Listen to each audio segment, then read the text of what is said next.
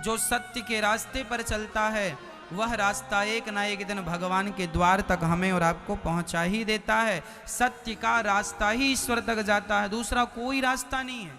आप झूठ लाख बोल दो, लेकिन झूठ बोलने से ना आपको ही शांति मिलेगी, ना तो आपको ये लोक बनेगा ना परलोक बनेगा।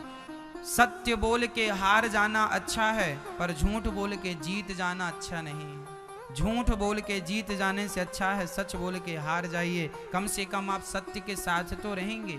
जीवन में झूठ का साथ नहीं देना चाहिए। हमें किसका साथ देना है मेरी माँ? सत्य का। अच्छा, आप में से कितने लोग हैं जो सत्य बोलते हैं? कभी झूठ ना बोला करो। कभी साल में एक बार, 2 साल में एक बार, 10 साल में एक बार झूठ बोल दिया तो माफ है। माफ तो नहीं है पर कम मात्रा है, ठीक है। 1 लीटर दूध में यदि आपने 2 बूंद पानी मिला दिया तो कोई फर्क नहीं पड़ता। 1 लीटर दूध में 2 बूंद पानी मिला दिया कोई फर्क पड़ेगा, पर 1 लीटर दूध में 1 लीटर ही पानी मिला दिया तो फर्क पड़ेगा। जीवन में 2-4 बार झूठ बोल दिया तो कोई फर्क नहीं पड़ता। छोटा सा पाप है, नष्ट हो जाएगा तुम्हारे पुण्य से, पर पाप ही पाप है तो दंड ज्यादा होगा। इसलिए झूठ की मात्रा कम कर दीजिए। असत्य की, एक सज्जन बोले महाराज जी हम सच बोलेंगे तो हमारा बिजनेस ही नहीं चलेगा, हमारा व्यापार ही नहीं चलेगा, हमारी दुकान ही नहीं चलेगी। हमने कहा भाई जब झूठ बोलने से तेरी दुकान इतनी चलती है तो सोच तू सत्य का सहारा लेगा तो और कितनी दुकान चलेगी तेरी। यदि झूठ तुझे इतना आगे ले गया तो सोच सच तुझे कितना आगे ले जाएगा। पर विडंबना तो यह है, लोगों को झूठ पर तो भरोसा है पर सत्य पे भरोसा नहीं है। और मैं आपसे एक निवेदन करूंगा कि जीवन में सत्य ही आपको आगे ले जाएगा।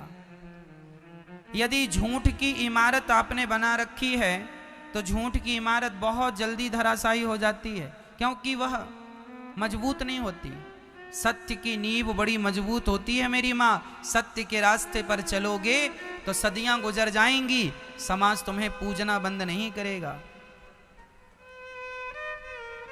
यदि झूठ के रास्ते पर चलोगे, रावण झूठ के रास्ते पर चलता था, राम जी सत्य के रास्ते पर चलते थे। सत्य के रास्ते पर चलते थे तो लोग मंदिर बना के पूजते हैं, और झूठ के रास्ते पर रावण चलता था तो गली गली पुतले जलाए जाते हैं। यह है झूठ का परिणाम। तुम बोलोगे झूठ, परिणाम क्या होगा? वर्तमान को ना देखो, इस वर्तमान में किए गए कर्म का परिणाम क्या होगा उस पर तो दृष्टि डालो। जो आज है, जो तुम आज अच्छा या बुरा कर रहे हो, इसका भविष्य क्या है, कल क्या होना है इसका, उस पर दृष्टि डालना जरूरी है। भविष्य को देखना भी जरूरी है। हाँ, कहां देखना चाहिए भविष्य को? रावण ने यदि ये सोचा होता कि मेरे जैसा पंडित, मेरे जैसा ज्ञानी, यदि मेरे जैसा ज्ञानी सीता को चुराएगा तो समाज में संदेश क्या जाएगा, मैसेज क्या जाएगा? रावण ने यदि इस बात पे थोड़ा सा विचार किया होता तो शायद रावण ये गलती ना करता, शायद रावण के पुतले ना जलाए जाते। आप कोई भी काम करने के पहले एक बार आने वाले भविष्य को जरूर झांक कर देखिएगा। कहीं लोग आपको आने वाले भविष्य में गालियां तो नहीं देंगे? ओसामा नाम का एक व्यक्ति था जो मारा गया, लादेन। उसने कितना अपराध किया, कितने निर्दोष लोगों को मारा। क्या हुआ? आज तक लोग उसे गालियां देते हैं, आज तक उसके नाम पर किसी ने आंसू नहीं बहाए होंगे। देखो, मरना तो सबको है मेरी माँ, आपको भी मरना है, मुझे भी मरना है। अब निर्णय ये करना है कि झूठ बोल के मरना है कि सत्य बोल के मरना है, रावण बन के मरना है कि राम बन के जाना है, ये आपका निर्णय है। आप देख लीजिए। इसलिए गलत मार्ग ना अपनाइएगा, वह आपके लिए बहुत हानिकारक है। अच्छा तो लगता है, खुजली जब होती है खुजलाने में बड़ा अच्छा लगता है, बहुत अच्छा लगता है, लेकिन जो उसकी जलन होती है ना खुजलाने के बाद, वो बड़ी दर्दनाक होती है। ऐसे झूठ भी खुजली की तरह, झूठ बोलने बड़ा मजा आता, हाँ बड़ा मजा आ गया, बहुत पैसे मिल गए, बहुत कमा लिया, बहुत बड़े आदमी बन गए, लेकिन उसका जो रिएक्शन होगा, जो उसकी जलन होगी, असहनीय वेदना होगी, असहनीय दर्द होगा। इसलिए जीवन में कभी भी गलत रास्ते पर ना चलना। बच्चों को यही सिखाओ बचपन से, बेटा नमक रोटी खा लेना पर सत्य की ही रोटियां खाना। झूठ के हलवा पूड़ी से अच्छा है सत्य की नमक रोटी खाएं। वह सत्य की नमक रोटी ना जल्दी हजम हो जाती है, चूरन नहीं खाना पड़ता। और पाप की रोटियां खाने के बाद चूरन खाओ तो भी हजम नहीं होती, पेट गुड़गुड़ गुड़गुड़ करता रहता। ना तो रात को नींद आएगी, ना तो चैन मिलेगा। आप आलीशान बंगला बनवा लीजिएगा, झूठ बोल करके पाप करके रह लीजिए, उस बंगले में शांति नहीं मिलेगी। रावण सोने की लंका में रहता था, शांति नहीं मिली। जबकि रावण जिस लंका में रहता था वह लंका किसने बनवाई थी आपको पता है? वह लंका भगवान शंकर ने बनवाई थी। किसके लिए बनवाई थी? अपने लिए। पार्वती ने कहा कि पहाड़ में रहते रहते बहुत दिन हो गए, थोड़ा सा सबने घर बनवा लिया, हाँ सब सेटल हो गए, थोड़ा आप भी घर बनवा लीजिए, हम लोग भी वहाँ थोड़ा अच्छे से रहें, परिवार की तरह लगे कि हाँ हम लोग भी अच्छे से रहते हैं, यहाँ पहाड़ में पड़े रहते हो। शंकर जी ने कहा पार्वती की इच्छा है तो एक बढ़िया सा घर बनवाते हैं। ओ शंकर जी ने कृपा की और सोने की लंका बनवा दी शंकर जी ने। और गृह प्रवेश, अब घर बनाया तो गृह प्रवेश के लिए पंडित जी, तो शंकर जी बोले इस समय बढ़िया पंडित जी रावण ही है। रावण को बुलाया, आओ पंडित जी जरा गृह प्रवेश कराओ। तो रावण ने गृह प्रवेश कराया। शंकर जी ने कहा बताओ दक्षिणा में क्या चाहिए? लंका। रावण बोला ये लंका बड़ी अच्छी, जो आपका घर है आप क्या करेंगे, आप तो अवगढ़दानी है, आप जहां रहते थे वहीं रहिए, ये हमें दे दीजिए। पार्वती ने बोला हे भगवान कैसा पंडित है, गृह प्रवेश में घर ही मांग लिया। तो माता पार्वती, शंकर जी बोले अब तो दे दिया हमने। पार्वती से कहा चलो वहीं जहां थे। पार्वती जी ने श्राप दे दिया, मूर्ख इतना लालची है तू, जा दूसरों के घर में कब्जा करता है, रहेगा जरूर इस लंका में पर तुझे शांति नहीं मिलेगी। जिस दिन से रावण लंका में शिफ्ट हुआ अपना सामान लेकर, उस दिन से रावण उस लंका में सुखी नहीं रहा। आपको क्या लगता है दूसरों की संपत्ति हड़प लेने से सुख मिल जाएगा? आजकल तो छोटा भाई बड़े भाई की हड़प लेता है, बड़ा भाई छोटे भाई की संपत्ति हड़प लेता है। आज तो भाई भी हड़प लेता है। अच्छा आप लोगों को क्या लगता है दूसरों की हड़प लेंगे तो मजा आ जाएगा, बड़े आदमी हो जाएंगे, इज्जत बढ़ जाएगी? क्यों ये नहीं सोचते कि तुमको ईश्वर हर पल देख रहे हैं? परमात्मा की दृष्टि से कोई नहीं बचा, लाख आंख से देख रहा है तुझे देखने वाला। सच की खेती कर ले चतुर नर, समय गुजरता जाता, मेरे मालिक की दुकान में सब लोगों का खाता। सबका हिसाब किताब खाता वही वहां है। तुमने कितना अच्छा और कितना बुरा किया है, इसलिए बुरा ना करना किसी के साथ, भाई के साथ भी ना करना, जमाने के साथ भी, दुश्मन के साथ भी बुरा ना करना, ईमानदारी से। हमारे यहाँ तो दुश्मनी भी ईमानदारी से निभाई जाती है। छाती पे वार तो करना, पीठ पे प्रहार ना करना। हमारे यहाँ दुश्मनी भी ईमानदारी से निभाई जाती है, नहीं हाँ या ना? बोलो हाँ या ना। हमारे यहाँ दुश्मनी भी ईमानदारी से निभाई जाती है, दुश्मनी में भी सत्यता होती है। हमारे यहाँ लोग कहते हैं दुश्मन के पीठ पर वार नहीं करना है, छाती पे सामने से बता के कि मैं आ रहा हूं। पाप तो यहां भी है यदि पीठ पर वार कर दिया। इसलिए मनुष्य का धर्म है परोपकार करना, सत्य बोलना। इस रास्ते से कभी हिलिएगा मत। सत्य के लिए ये भारत कौन सी धरती है जरा सुनिएगा। सत्य के लिए हम लोग बिक जाने वाले लोग हैं। राजा हरिश्चंद्र बाजार में बिक जाते हैं, राजा हरिश्चंद्र की पत्नी तारा बाजार में बिक जाती है, हरिश्चंद्र का बेटा बाजार में रोहित नाम का बिक जाता है, लेकिन अपने सत्य को नहीं छोड़ता। ये भारत की धरती है जहां अपने आप को बेच दिया जाता है, लेकिन उस हाल में भी सत्य को नहीं छोड़ा जाता। राजा हरिश्चंद्र ने अपनी पत्नी को बेच दिया, अपने आप को बेच दिया। किसके लिए? सत्य के लिए। मोरध्वज नाम के एक राजा थे। उन्होंने अपने बच्चे को आरे से चीर कर दान दिया था।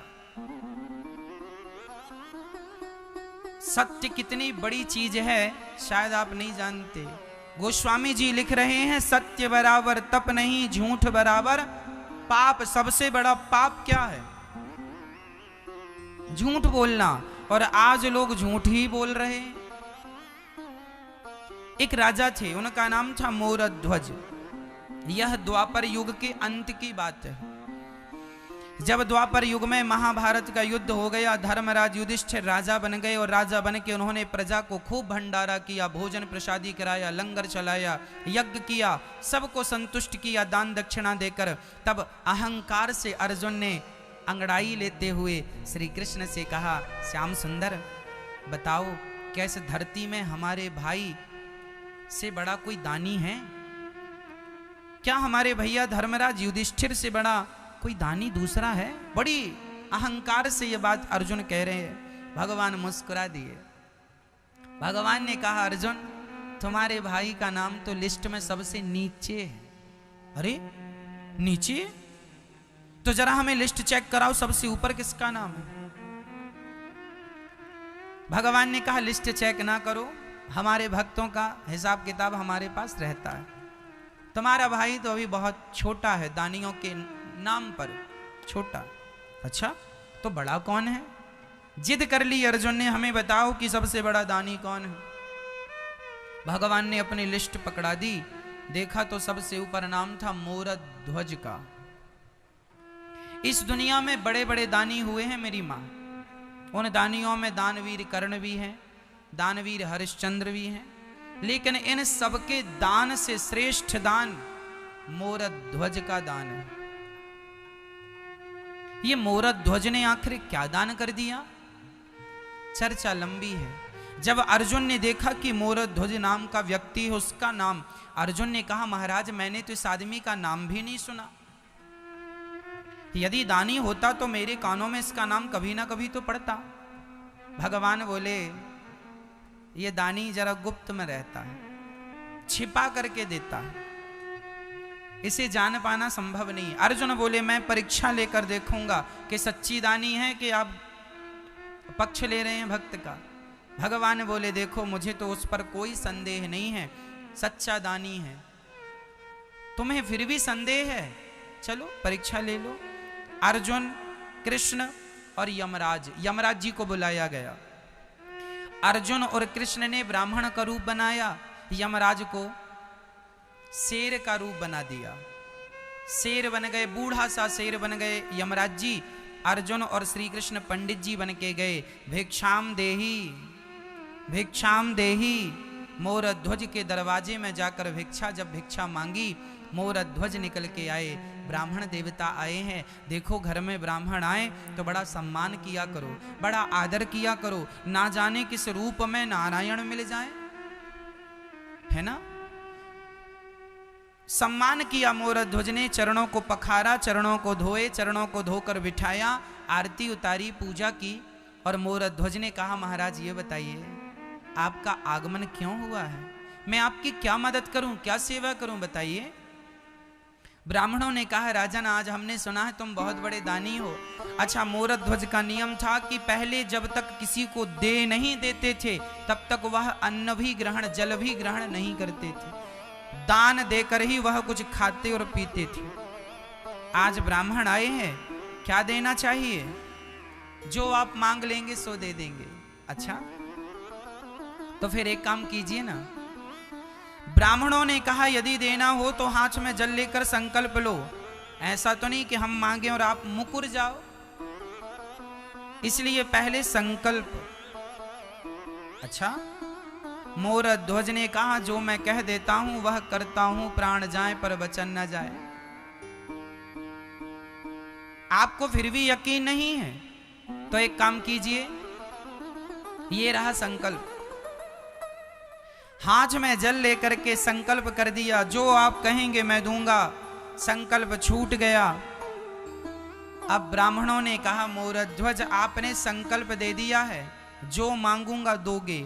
मोरध्वज ने कहा मेरा शीश मांग लोगे, शीश दे दूंगा, राज्य मांग लोगे, राज्य दे दूंगा, जो मांगो दे दूंगा। ब्राह्मणों ने कहा ना तेरा शीश चाहिए ना तेरा राज्य चाहिए, फिर क्या चाहिए? कह दिया ब्राह्मणों ने महाराज मेरा शेर बाहर खड़ा है, महीने भर से भूखा है, बूढ़ा हो गया है, दांत गिर गए हैं, कुछ खा नहीं पा रहा है, उसके लिए जरा से मांस की व्यवस्था कर दीजिए, मांस दे दीजिए। मोरध्वज ने कहा बस इतनी सी बात?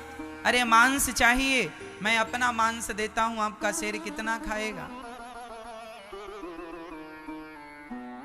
देखो मांस, राजा में आपका मांस नहीं ले सकता, आपका मांस जरा कड़ा हो चुका है, बूढ़ा शरीर है आपका। मैंने सुना है आपका एक छोटा सा बच्चा है। अच्छा, मोरध्वज का एक ही बेटा था, नाम था ताम्रध्वज। अभी केवल 6 साल की आयु थी, 5 से 6 साल का बालक था, छोटा सा था। बहुत पूजा पाठ करने के बाद, बहुत प्रार्थनाएं करने के बाद विधाता ने यह बेटा दिया था। ब्राह्मण कह रहे हैं कि आप अपने बेटे का मांस हमारे शेर को डालो, शेर बूढ़ा हो गया है, दांत टूट गए हैं, तो वह कड़ा मांस नहीं खाता, बच्चों का मांस जरा कोमल होता है, तो बच्चे का मांस दीजिए। पर शर्त एक और है। क्या शर्त है? बोले हमारे शेर के दांत नहीं है तो वह मांस फाड़ नहीं सकता, तो आपको ही अपने बच्चे के टुकड़े टुकड़े करने होंगे, आपको बच्चे को फाड़ कर देना होगा, क्योंकि वो तो फाड़ नहीं सकता, उसके तो दांत टूटे। अब तो मोरध्वज के पांव के नीचे से जमीन खिसक गई, परंतु वचन दिया था। मोरध्वज के सामने सबसे बड़ा संकट यह था कि यदि मैं बेटे को जबरदस्ती पकड़कर मार डालता हूं तो बाल हत्या लगेगी, किसी को भी मारना हत्या है।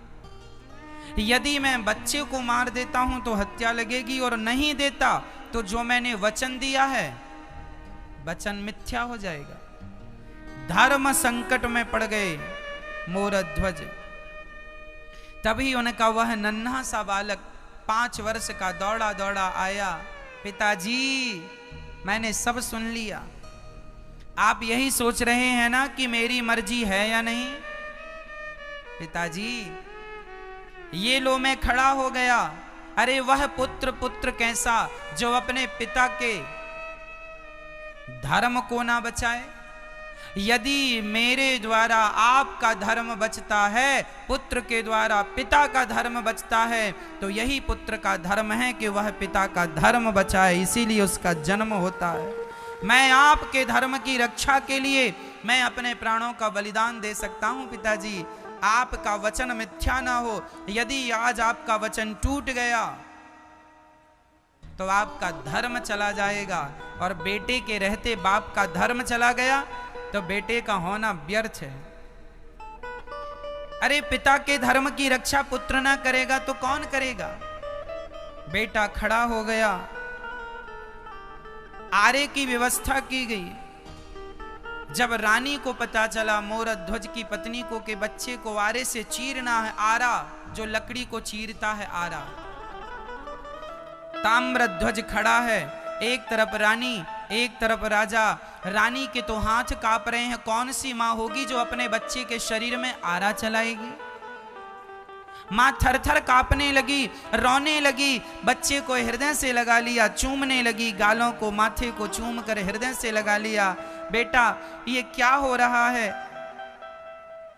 तब ब्राह्मणों ने कहा देखो देवी, समय कम है, शेर भूखा है, जल्दी से आरा चलाओ, यदि तुम अब आंसू बहाओगी तो हम यहां से चले जाएंगे, और हम चले गए तो इनका दिया हुआ वचन मिथ्या हो जाएगा। इनका सत्य आज तक टूटा नहीं, इनका वचन आज तक टूटा नहीं, और यदि आप आंसू बहाओगी तो कहीं आपके आंसुओं के कारण आज इनका वचन टूट ना जाए, मोरध्वज का वचन ना टूट जाए। रानी ने अपनी आंखों के आंसू पोंछे, बेटे को बीच में खड़ा किया, बेटे ने मां की तरफ देखा, मां पुत्र की रक्षा मत करो, मां धर्म की रक्षा करो। यदि आज पिता का वचन टूट गया, पिताजी ने जन्म से लेके आज तक कभी झूठ नहीं कहा, यदि मेरा बलिदान नहीं दिया आपने, तो पिता का पहली बार वचन टूट जाएगा। और मैं आपसे कहता हूं मां, पुत्र मर जाएगा तो फिर वापस आ सकता है, पुत्र चला जाएगा तो वापस आ सकता है, पर धर्म चला गया तो वापस नहीं आएगा। इसलिए पुत्र की रक्षा नहीं, आज धर्म की रक्षा कीजिए। धर्मो रक्षति रक्षिता। खड़ा हो गया बेटा, सिर पे आरा रखा गया, एक तरफ रानी ने एक तरफ राजा ने पकड़ा और बस आरा चलाने ही जा रहे थे तो उस नन्हे से बच्चे ने आवाज लगाई, माँ एक पल के लिए रुक जाओ। दौड़ कर गया, रुई लेकर आया, माँ के कान में रुई लगा दिया, पिता के कान में रुई। माँ ने कहा, पुत्र ये रुई कान में क्यों? माँ जब आप आरा चलाओगी ना तो मैं चीखूंगा, चिल्लाऊंगा, शायद मैं दर्द के कारण बहुत जोर से चीखूं और मेरी चीख यदि आपके कानों में चली गई तो आप आरा चलाना बंद कर दोगी माँ। और आरा चलाना बंद कर दिया तो पिता का धर्म संकट में पड़ जाएगा, इसलिए कानों में रुई लगा रहा हूं कि मैं कितना भी चीखूं, कितना भी चिल्लाऊं, पर आप आरा चलाना बंद मत करिएगा। कान में रुई लगा दिया, खड़ा हो गया, आरा चलाना स्टार्ट किया। खून की पिचकारियां दीवारों में जाने लग गईं, माँ के माथे पे खून आने लगा बच्चे का, पिता के माथे पे खून आ गया, चारों तरफ रक्त ही रक्त बिखर गया। और देखते ही देखते वह बच्चा 2 भागों में फट गया। सिर से आरा चलाया, 2 भागों में फट गया। ब्राह्मणों ने कहा, इसका दाहिना अंग ले जाकर मेरे शेर को डाल दो और इसका बायां अंग ले जाकर गटर में फेंक दो। जब ये गटर की बात आई तो मां की आंखों में आंसू आ गए। ब्राह्मणों ने कहा, आपसे मना किया था कि रोना नहीं है। महाराज मैं इसलिए नहीं रो रही हूं कि पुत्र चला गया। फिर क्यों रो रही हो? महाराज इसका एक भाग आपने शेर को डालने को कहा, दूसरा फेंकने को। एक खाएगा तो दूसरा भी खिला दीजिए, कम से कम बच्चे का पूरा शरीर किसी के काम तो आएगा, गटर में यूं ही पड़ा रहेगा। इसका एक अंग आपके काम आ गया, इसका दूसरा अंग आपके काम नहीं आ सका, इसलिए मेरी आंखों में आंसू आ गए। ब्राह्मणों ने कहा, अच्छा ठीक है। भगवान श्री कृष्ण ने कहा, हमें भूख लगी है, जाओ भोजन बनाओ। राजा रानी ने स्नान किया और उसी हाल में भोजन बनाया। अब देखिए जरा, ये भारत की सच्ची घटना, घटी हुई घटना है। जैसे गुरु गोविंद साहब के 2 बच्चों को दीवार में चुनवा दिया गया था, ये केवल कहानी नहीं है, ये इतिहास की सच्ची घटना है, उसी प्रकार ये भी सच्ची घटना है। ये केवल कल्पना नहीं है, कहानियां नहीं है, ये घटी हुई घटनाएं। श्री भगवान ने कहा भोजन कराओ, दोनों ने भोजन बनाया और जब थाली सामने आई, भोजन जब भगवान ने ग्रहण करना शुरू किया, रोटी तोड़ी और वापस रख दी। राजन, हम आपके घर भोजन नहीं करेंगे। क्यों महाराज? आप हत्यारे हैं और हत्यारों के घर हम भोजन नहीं करते। हत्यारे? हमने कौन सी हत्या की? अभी अभी आपने बच्चे को मारा है, मेरे आंखों के सामने सिर पर आरा चलाया। महाराज वो तो आपने कहा था, हमने कहा था तो बच्चे को मार डालोगे? महाराज सत्य के लिए। अरे अच्छा, अपने सत्य के लिए बच्चे की जान ले ली? तुम हत्यारे हो, कुछ भी कहो, हम तुम्हारे घर भोजन नहीं करेंगे, जा रहे हैं। और ब्राह्मण जब जाने लगे, मोर ध्वज रोने लगे। पहली बार मेरे द्वार से कोई ब्राह्मण भूखा जा रहा है, पहली बार मेरे दरवाजे से कोई ब्राह्मण नाराज होकर जा रहा है। महाराज, आपके दरवाजे से जब कोई भूखा चला जाता है तो वह भूखा व्यक्ति आपका सारा पुण्य अपने साथ लेकर चला जाता है। कोशिश कीजिएगा कि आपके दरवाजे से कोई भूखा ना जाए। यही हम गृहस्थ लोगों का परम धर्म है, अतिथि देवो भव। मोर ध्वज ने भगवान की तरफ देखा, हे विधाता, यदि मैंने आज तक किसी का अपनी वाणी से, अपने मन से, अपने कर्म से दिल ना दुखाया हो, तो हे विधाता, मुझ में ये कलंक लगा झूठा कि मैंने पुत्र की हत्या की है। हे विधाता मुझे इस कलंक से बचा लो। मैं सब सह सकता हूँ पर अपने माथे पे कलंक नहीं सह सकता। हे विधाता मेरा पुत्र मुझे लौटा दो। यदि नहीं लौटाया तो जमाना सच कहेगा, सच्ची यही कहेगा कैसा पिता था, उसने अपने पुत्र को मार डाला। बेटा ताम्रध्वज, बेटा एक बार तू जिंदा होकर अपने पिता के धर्म को बचा ले। और ये कहकर मोरध्वज मूर्छित होकर गिर पड़े। तभी अंदर से दौड़ता हुआ वही बालक, वही ताम्रध्वज ज्यों का त्यों लौट कर आ गया। पिताजी मैं मर कर भी आपका धर्म बचाऊंगा, और आपके धर्म के लिए जिंदा होना पड़ा सो मैं जिंदा होकर भी आपके धर्म को बचाऊंगा। दौड़ कर आ गया और अपने पिता के हृदय से लग गया। पिता ने देखा तो ना वहाँ कोई शेर था ना कोई ब्राह्मण थे, वहाँ तो भगवान श्री कृष्ण खड़े थे और अर्जुन आंखों में आंसू लिए खड़े थे। अर्जुन मोरध्वज के चरणों में गिर पड़े, महाराज क्षमा कर दो, सच्ची कहा था भगवान ने कि आपके जैसा दानी कोई नहीं है। अरे धन का दान बड़ा नहीं है, शरीर का दान बड़ा नहीं है, अपना माथा भी अपना सिर भी काट के चढ़ा देना बड़ा नहीं है, लेकिन अपने पुत्र का दान, अरे पुत्र का दान करना भी बड़ी बात नहीं है। पर पुत्र का दान इस प्रकार आरे से चीर कर कोई पिता दे सकता है तो केवल मोरध्वज है। मोरध्वज की आंखों में आंसू आ गए। भगवान से कहा प्रभु आप हैं, क्या आपको मुझ पर विश्वास नहीं था कि मैं आपके कभी सत्य को टूटने नहीं देने वाला हूं? भगवान ने मुस्कुराते हुए कहा मोरध्वज यदि मैं जमाने से कहता कि तू सबसे बड़ा दानी है, तुझे कोई दानी नहीं स्वीकार करता, पर आज तूने सिद्ध करके बता दिया कि तेरे जैसा दानी ना भूतो ना भविष्यति, ना हुआ था ना कभी होगा। इसलिए मोरध्वज का नाम दानियों में सर्वश्रेष्ठ दानियों की लिस्ट में इनका नाम। अपने बच्चे को वारे से चीर कर दे दिया, लेकिन धर्म को नहीं जाने दिया, सत्य को नहीं जाने दिया। अब यहां मैं आपको एक सारांश सुनाता हूं। मोरध्वज ने किसकी रक्षा की? धर्म की। मोरध्वज ने किसकी रक्षा की? और धर्म की रक्षा जब उन्होंने की तो उनका मरा हुआ बेटा जिंदा हो गया कि नहीं? मरे हुए बेटे को जिंदा किसने किया? जब आप धर्म की रक्षा करते हैं तो वही धर्म जिसकी आपने रक्षा की वही धर्म आपकी भी रक्षा करता है। धर्मो रक्षति रक्षिता।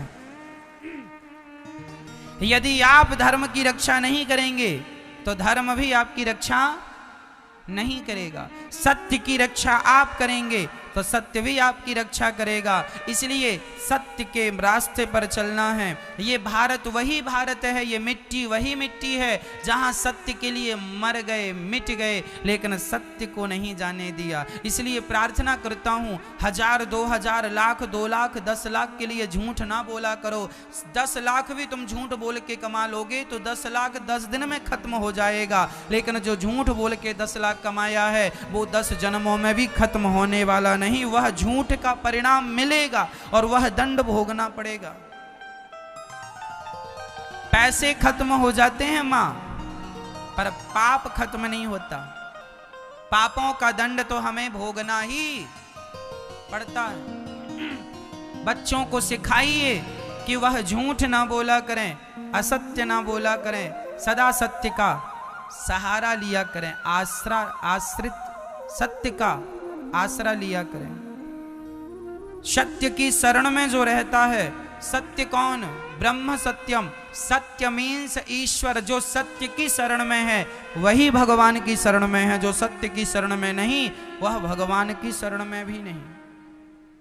सत्य मीन्स ईश्वर, सत्य मीन्स कृष्ण। कृष्ण ही सत्य है। तो आप सत्य बोलते हैं मतलब आप कृष्ण का आश्रय लिए हैं।